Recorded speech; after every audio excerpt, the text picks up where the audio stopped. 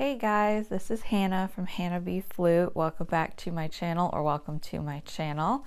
I am very excited for today's video because it is the first review video I am doing on my channel. And if you like this or any of my other videos, don't forget to like and subscribe below because I try to post every week. I also have a blog, hannahbflute.com, where you can read all of these posts if you don't want to watch the videos or if you just want more information.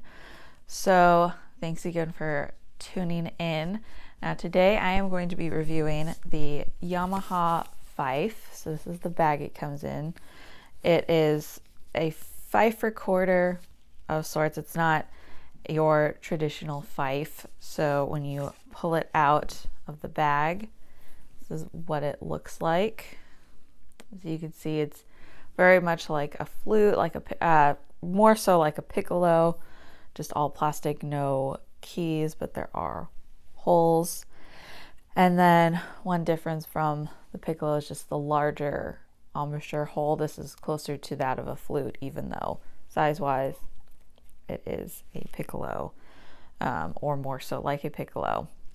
So one thing that this Fife is good for is beginners who are younger or smaller. We don't really want to ever start on the piccolo. It could be very tough for beginners, even for experienced flute players just starting on the piccolo. So the Fife is a good option for if you're too small for the flute. There are curved head joint flutes, so that makes it easier. But another benefit to this guy is it's only about $10 on Amazon, and I will have the link to this instrument below. So if you like what you see, you can buy one for yourself. So kind of going through and reviewing it. Again, we have the embouchure hole. It's nice and large. We have these wings here that help direct the air.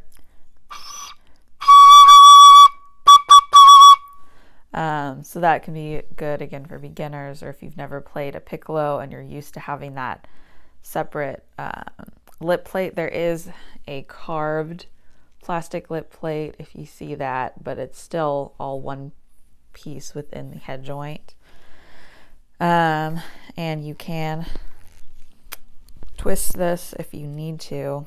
I don't think it's going to come off right now, but you can twist it. Then the holes are very clearly designed for left hand here. Your left hand pinky doesn't have anything, and then your right hand. And as you can see, this hole goes down, so it's easier to reach, so you don't go so far. And then same with, well, this is more straight, but then this last hole is more to the right. You see that? So the lowest note on this instrument is a C, which is different from the piccolo because the lowest note on piccolo is D.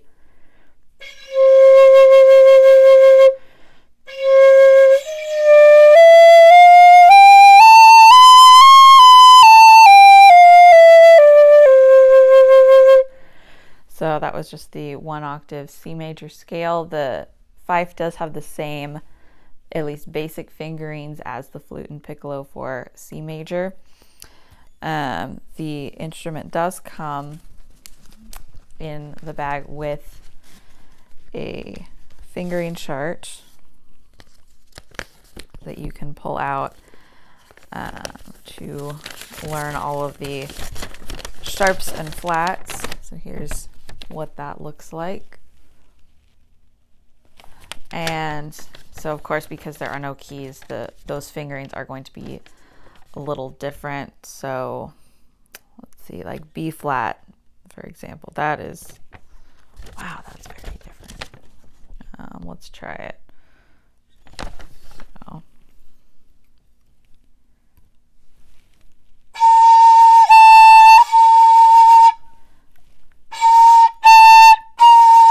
So that was B flat, A, B flat.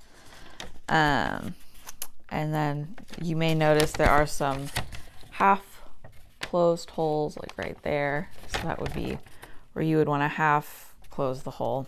I'm not going to try and do that because I'm just kind of going over the basics for you guys, but it does have a pretty good sound.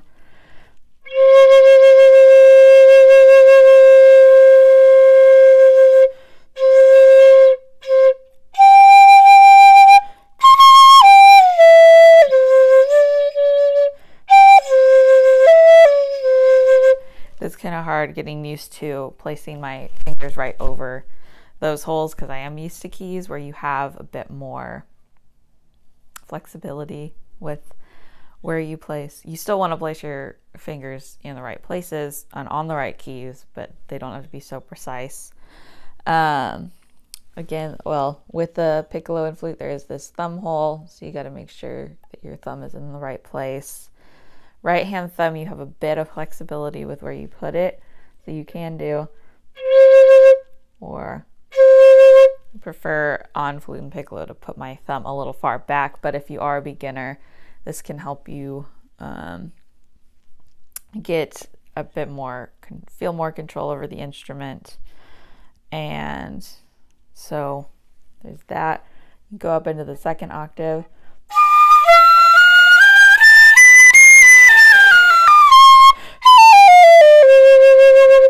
So as with flute and piccolo, to get that second octave, you would want to change your air.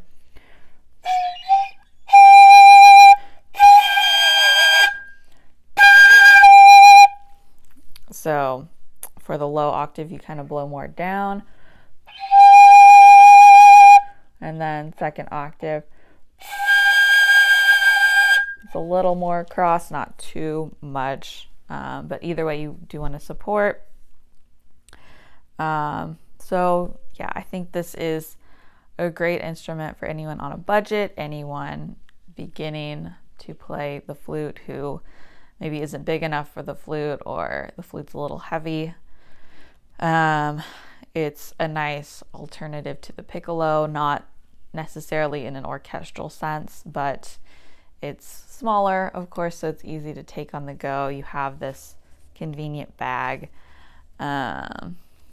and you know, you don't have to worry about the wood or the metal or the composite plastic on regular piccolo. So yeah, but I think this is a great option. It's also good if you want to branch out into non-concert flutes, so world flutes like recorders, tin whistles, Native American flutes, because this is, you know, transverse. So if you're already used to playing flute like that, whereas a recorder you hold like this, and a lot of the other flutes are held in front of you, this could be a good option for that as well.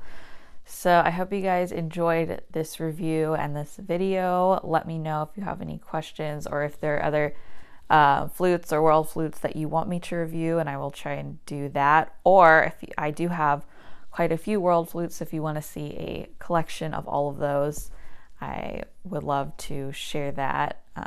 So again, don't forget to like and subscribe this to my channel if you like this video. Share it with your friends, share it with your students if they're concerned about the cost of a flute, and I will see you next time. Bye.